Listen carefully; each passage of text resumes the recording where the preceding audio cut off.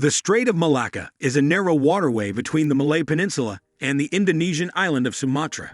For centuries, it has been the key route between the Indian and Pacific Oceans, making it one of the most important regions in the world. However, Thailand is planning to build a shortcut that would avoid this strait entirely. What is this shortcut, and how will it affect the region? Let's take a closer look. The Strait of Malacca. Before we talk about Thailand's plan to bypass the Malacca Strait, we need to understand how important this area is. The Malacca Strait is a narrow stretch of water between the Malay Peninsula and Sumatra.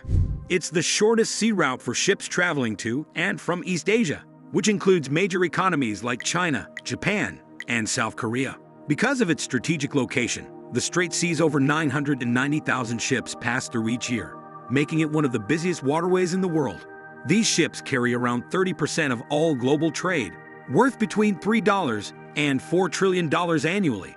Also, 9 out of the 10 busiest ports are located in the surrounding Indo-Pacific region. This narrow waterway is crucial not only for the nearby countries, but for the whole world. That's why the U.S., despite being over 14,000 kilometers away, has a military presence in nearby countries like Malaysia, Singapore, and the Philippines. They also carry out regular military exercises with these countries and others in the region. It's in their interest to keep the strait stable and prevent any single power from dominating it. China, the world's second-largest economy, also wants to control this vital area.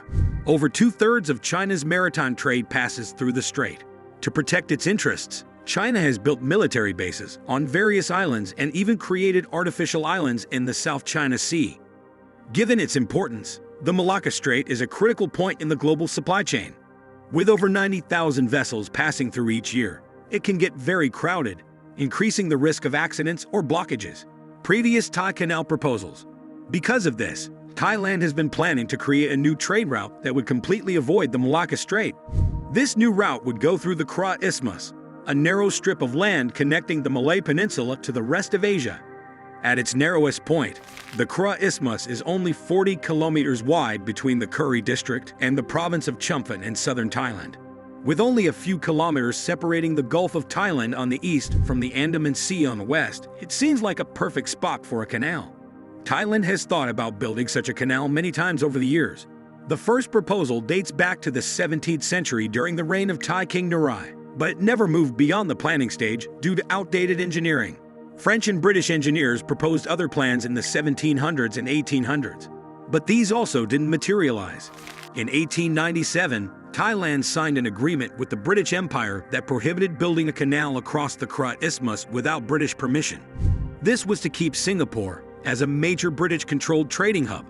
The British blocked any progress on the canal until Singapore gained independence in 1965, ending British control in the region. Thailand continued to consider canal proposals over the following decades. The most promising proposal came in 2005 from China, which expressed interest in funding, building, and managing the canal. The Thai Canal. There have been many proposed routes for the Thai Canal, but the most studied plan covers 128 kilometers. It would start in Krabi by the Andaman Sea and end in Surat Thani by the Gulf of Thailand. The canal would be 400 meters wide and 25 meters deep, built at sea level.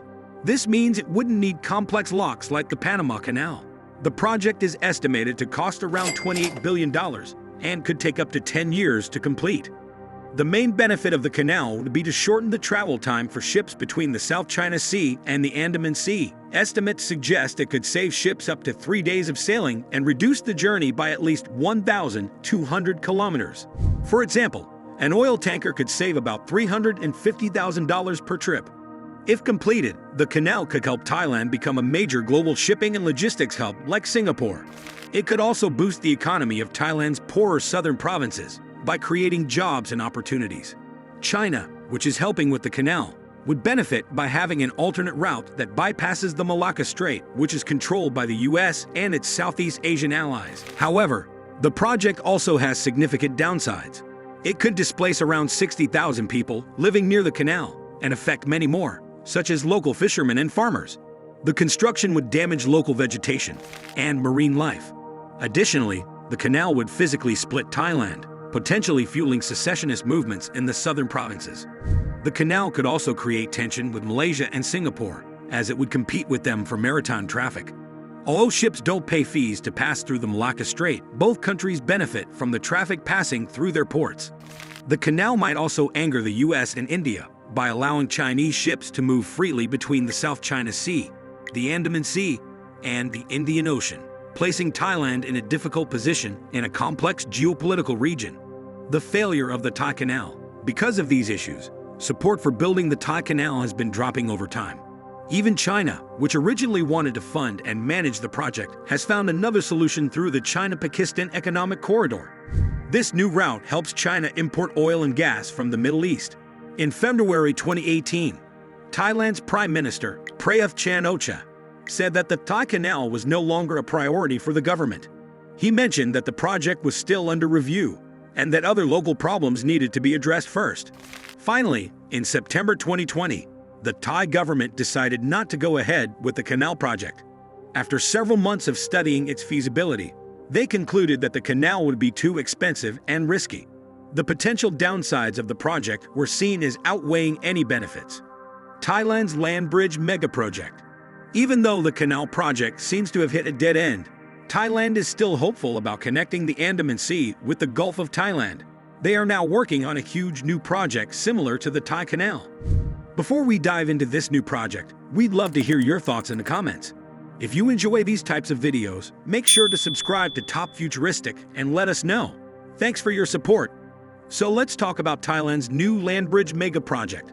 We're not sure if this is the official name or just a placeholder, but it's what most news outlets are calling it. Unlike a canal that would split the country in two, the land bridge project aims to connect Thailand's east and west coasts with a series of infrastructure improvements. The project includes 2 new deep-water ports, one in Ranong and the other in Chumphan, which will be major gateways for international shipping. These ports will be linked by a 90-kilometer stretch of highways, railroads, and pipelines to quickly transport goods between the two sides of the isthmus.